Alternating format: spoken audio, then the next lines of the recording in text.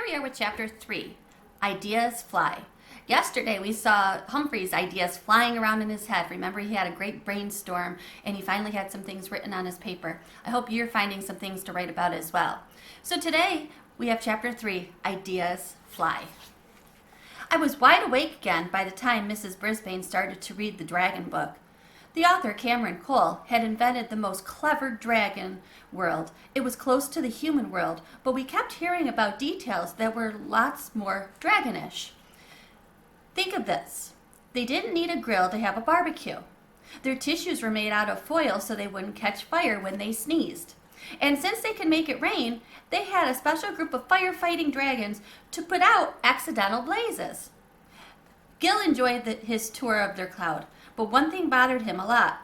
How could a young knight like him help his new dragon friends? Everybody groaned when she closed the book. Helpful Holly raised her hand. Mrs. Brisbane, how do you think Cameron Cole got all those wonderful ideas? He must have used his imagination a lot, Mrs. Brisbane said. How do you think the author came up with those ideas, class? He had a gigantic brainstorm, like a hurricane, Simon said. Or a brainacane. My friends giggled. Maybe he saw a real dragon, Cassie said. I could tell she still wasn't sure whether dragons were real or not. Maybe he saw a bearded dragon like Pearl, Nicole said. Maybe he dreamed he had bird's wings, Rolling Rosie said. Like I do. Perhaps he did, Mrs. Brisbane glanced at the clock.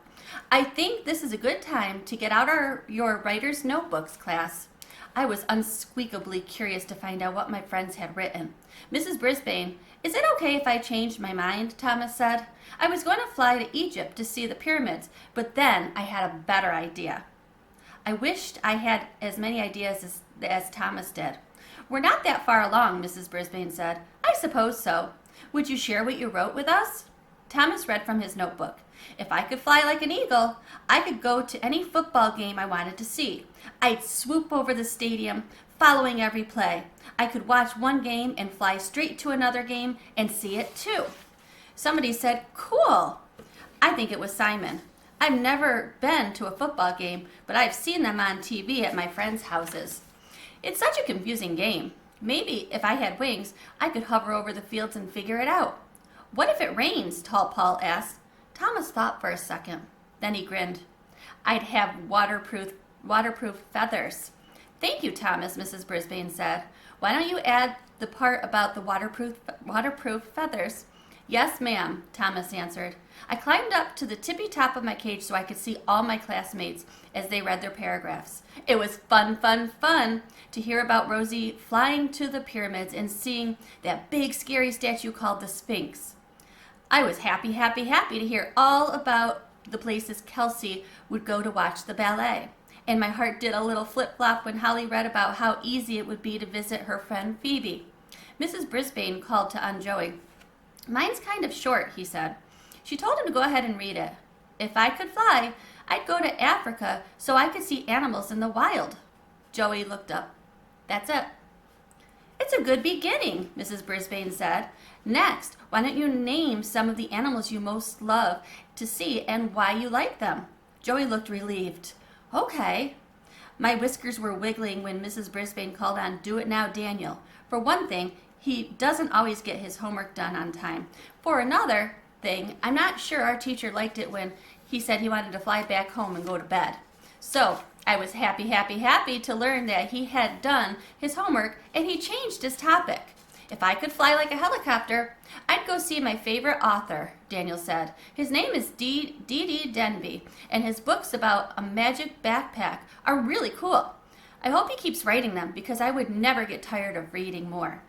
That's a good start, Daniel, Mrs. Brisbane said. I'll bet you said you wanted to fly home and go back to bed because you wanted to finish a magic backpack book. Daniel grinned and nodded.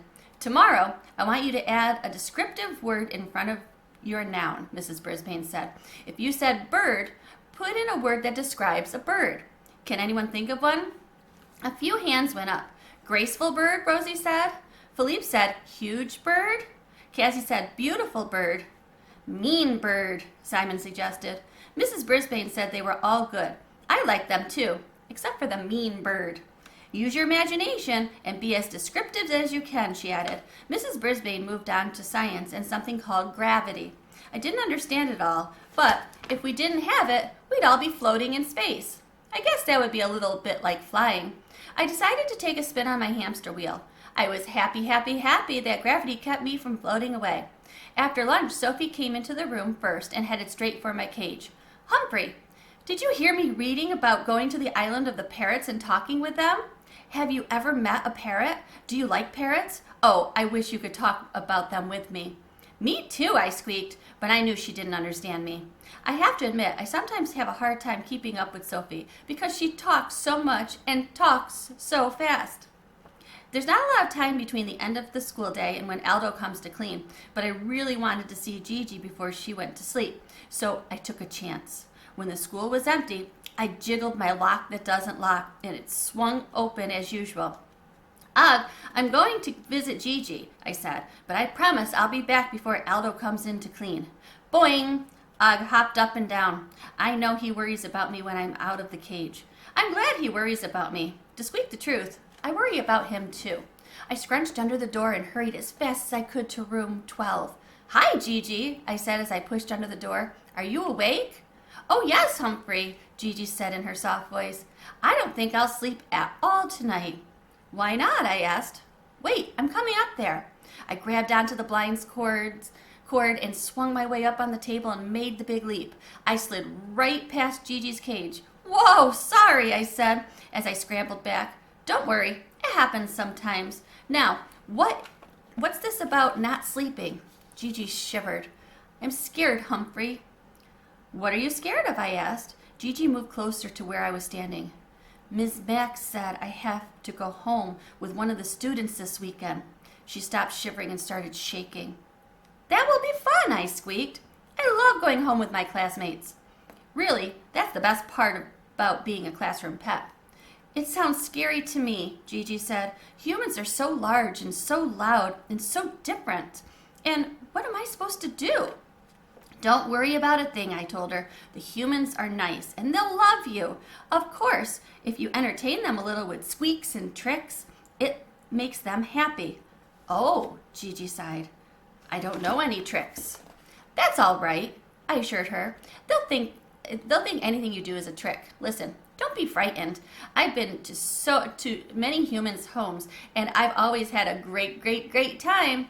Gigi shivered again. If you feel scared, remember that your friend Humphrey says everything will be all right. I tried to sound encouraging. Suddenly, I noticed the time.